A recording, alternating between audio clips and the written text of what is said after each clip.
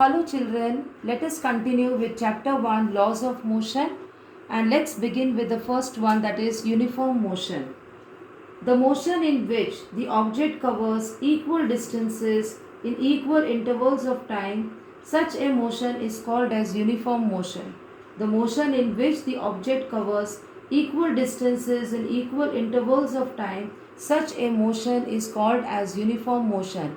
Example is the soldiers moving in a parade. The soldiers moving in a parade.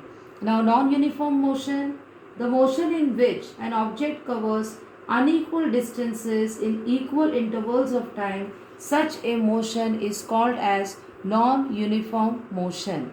The next one, uniform speed. If an object covers equal distances in equal time intervals, the object is said to be moving with uniform speed. If an object covers equal distances in equal intervals of time, it is said to be moving with uniform speed.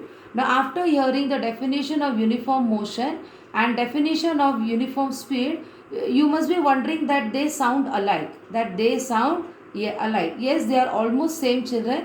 But when you are asked to write definition of uniform motion, you begin the sentence with the motion in which. And when they give you to write the definition of uniform speed, in that case you can start with if an object covers. So that's the only difference. Now, non-uniform speed, if an object covers unequal distances in equal intervals of time, it is said to be moving with non-uniform speed. I repeat, if an object covers unequal distances in equal time intervals, it is said to be moving with non-uniform speed. For example, the motion of a vehicle that passes through the heavy traffic. The motion of the vehicle that passes through the heavy traffic. Now children, you can see in this chart, the first column is kept for time, and you can see it's 5 o'clock, 5:30, 6 and 6:30. So there is a difference of half an hour. We have two children here, Amar and Amit, who are covering the distances which is mentioned in kilometers. So both of them, they start the journey at 5 o'clock, and after half an hour, Amar is covering a distance of 20 kilometers, whereas Amit is covering a distance of 15 kilometers. In the next half an hour at 6 o'clock, Amar covers a distance of 40 and Amit is covering the distance that is 28 kilometers. And in the next half an hour, when the journey gets over, Amar has now totally covered 60 kilometers, whereas Amit has now covered 42.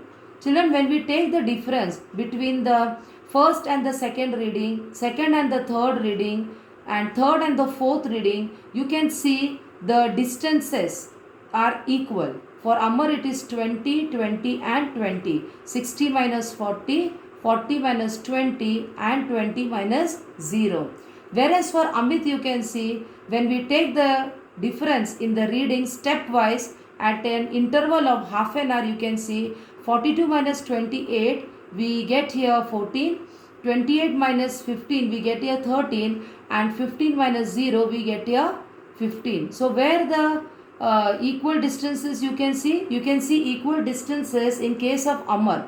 It is uniformly maintained 20, 20 and 20.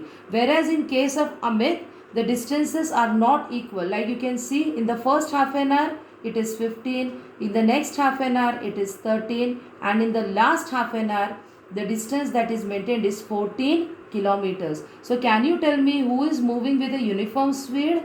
It's Amar or Amit? Yes, it is Amar, because Amar is covering equal distances in equal time intervals, whereas Amit is covering unequal distances in equal time intervals. I hope that uniform speed and non-uniform speed is clear to you by using this example. Now, moving to the next quantity, that is acceleration. Children, before this, speed is classified as a scalar quantity. So, uniform speed is also a scalar quantity. Correct? Non-uniform speed, here also whenever we talk about speed, speed is always coming under scalar. So we classify speed as a scalar quantity. Now what is acceleration? Change in velocity in unit time is called as acceleration.